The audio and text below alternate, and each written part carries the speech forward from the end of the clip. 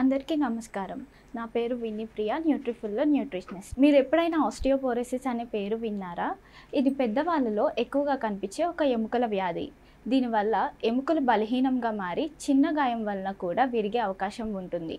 ఈ వీడియోలో మనం ఆస్టియోపోరోసిస్ అంటే ఏంటి, ఎందుకు వస్తుంది, ఎవరికి ఎక్కువగా వస్తుంది, దీన్ని నివారించడానికి ఏం తినాలి అనేది తెలుసుకుందాం. ఆస్టియోపోరోసిస్ అనేది ఒక క్రోనిక్ వ్యాధి, అంటే దీర్ఘకాలిక వ్యాధి. దీంట్లో ఎముకలు బోన్ డెన్సిటీ తగ్గిపోతుంది. వరల్డ్ హెల్త్ ఆర్గనైజేషన్ ప్రకారం బోన్ మినరల్ డెన్సిటీ 2.5 ST కంటే తక్కువగా ఉన్నప్పుడు దీనిని ఆస్టియోపోరోసిస్ అంటారు. అధ్యయనాల ప్రకారం భారతదేశంలో 5% ఆస్టియోపోరోసిస్తో బాధపడుతున్నారు.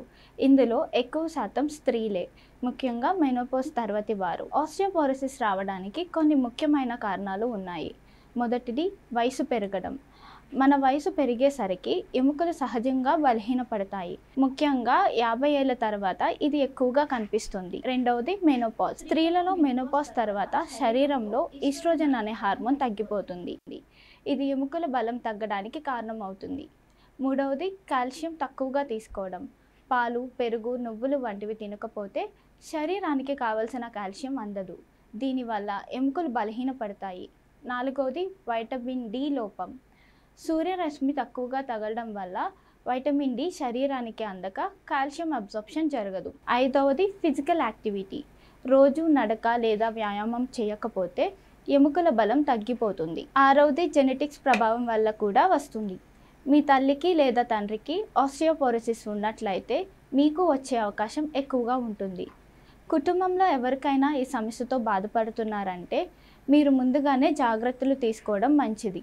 ఏడవది స్మోకింగ్ అండ్ ఆల్కహాల్.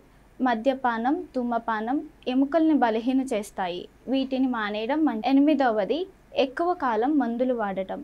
ఉదాహరణకి స్టెరాయిడ్లు, గ్యాస్ట్రిక్ మందులు అంటే యాంటీ యాసిడ్లు ఎక్కువ కాలం వాడితే ఎముకలు బలహీనపడతాయి. మన ఎముకలు బలంగా, దృఢంగా ఉండాలంటే మనం రోజు తీసుకునే ఆహారంలో కొన్ని ముఖ్యమైన పోషకాలు తప్పకుండా ఉండేలా చూసుకోవాలి. అవి ఏమిటంటే calcium, vitamin D, protein, phosphorus, vitamin K, magnesium and zinc. ఇవి ఎక్కడ ఎక్కువగా దొరుకుతాయో కూడా ఇప్పుడు తెలుసుకుందాం. మొదటిది కాల్షియం. కాల్షియం అండ్ ఫాస్ఫరస్ ఎముకలు బలం ఇచ్చే ప్రధానమైన పదార్థాలు ఇవి. ఫాస్ఫరస్ మన ఎముకల్లో 85% ఉంటుంది. ఫాస్ఫరస్, కాల్షియం కలిసి మన ఎముకలను దృఢంగా ఉంచుతాయి. కాల్షియం అండ్ ఫాస్ఫరస్ ఉండే ఆహారాలు పాలు, పెరుగు, చీజ్, ఆకుకూరలు, బాదం, నువ్వులు, రాగి, సజ్జలు, bajra, nuts and seeds. Vitamin D. Calcium మన డైట్లో తీసుకున్నా అది మన శరీరానికి ఉపయోగపడాలంటే వైటమిన్ డి తప్పనిసరి. వైటమిన్ డి లేకపోతే కాల్షియం అబ్జార్ప్షన్ అనేది సరిగ్గా జరగదు. ఇప్పుడు వైటమిన్ డి రావాలంటే రోజు ఉదయం 15 నిమిషాలు సూర్యరశ్మిలో ఉండండి. ఎగ్ యోక్, చేపలు, కాడ్ లివర్ ఆయిల్, ఫార్టిఫైడ్ ఫుడ్స్లో వైటమిన్ డి ఉంటుంది. ప్రోటీన్. మన ఎముకల నిర్మాణంలో 50% ప్రోటీన్ ఉంటుంది.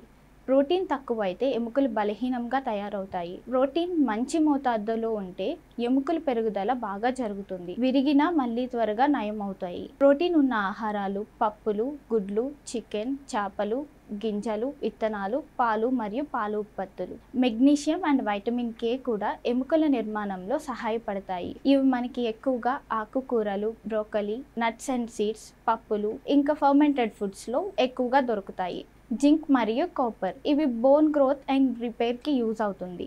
జింక్ ఎక్కువగా నట్స్ అండ్ సీడ్స్లో ఉంటుంది. కాపర్ కోసం కాపర్ వాటర్ బాటిల్స్ వాడడం మంచిది. చివరకు ఎముకలు బలహీనపడడానికి ముందే గుర్తించి జాగ్రత్త పడితే ఆస్టియోపోరోసిస్ని ఆపడం సాధ్యం.